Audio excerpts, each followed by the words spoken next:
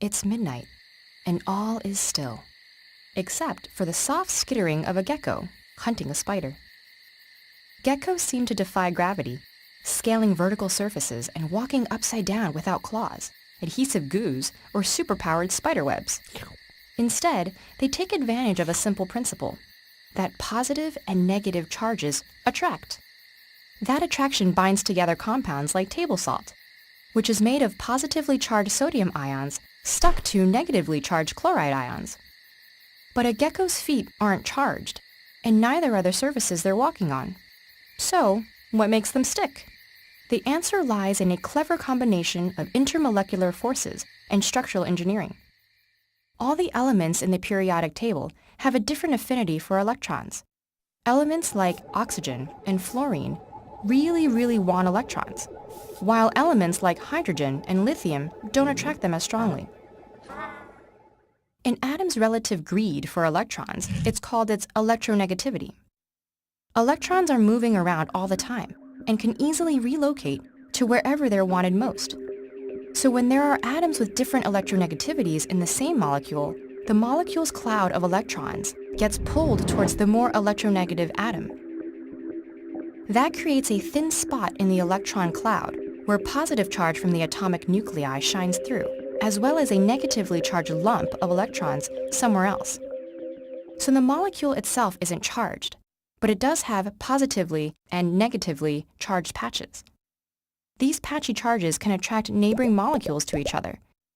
They'll line up so that the positive spots on one are next to the negative spots on the other.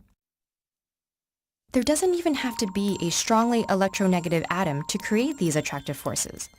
Electrons are always on the move, and sometimes they pile up temporarily in one spot. That flicker of charge is enough to attract molecules to each other.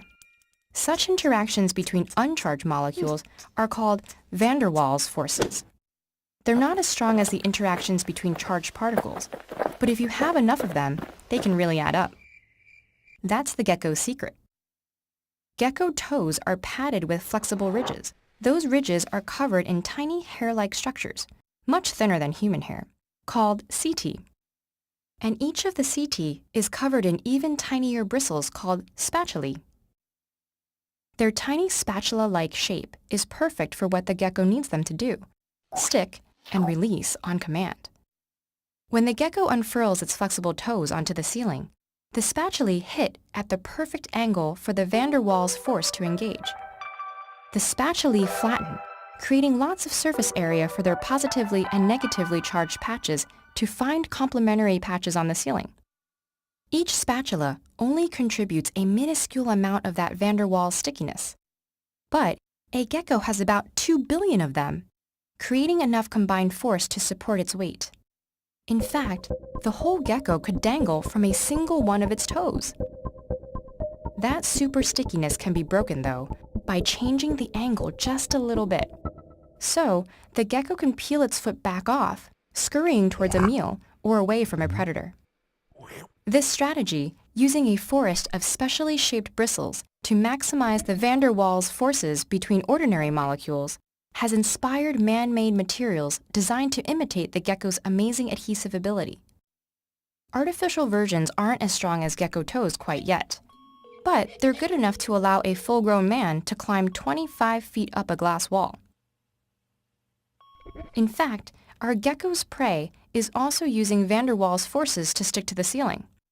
So the gecko peels up its toes and the chase is back on.